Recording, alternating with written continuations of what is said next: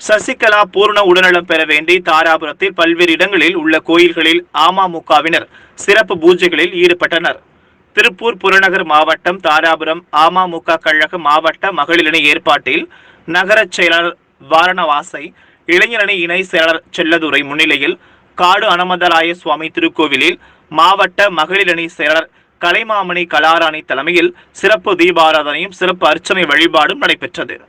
இந்த நிகழ்ச்சியில் ஏராளமான அமமுக நிர்வாகிகள் கலந்து கொண்டார்கள். அந்த தியாகத் தலைவிக்கு இன்றைக்கு உடல்நலக் குறைவு என்று சொன்னவுடன் தமிழகமே ஆடி போயிருக்கிறோம். அம்மா மக்கள் முன்னேற்றக் கழகம் என்பது அம்மாவுக்காக மட்டுமல்ல,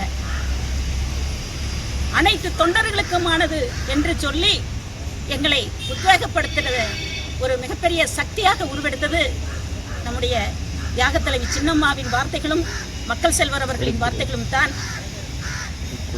நம்முடைய அம்மா மாண்புமிகு இதய தெய்வம் அம்மாவிற்காக பல முறை சிறை சென்றவர்கள் நமது தியாகத் தலைவி, பலமுறை நோய்வாய்ப்பட்டவர்கள் நம்முடைய தியாகத் தலைவி.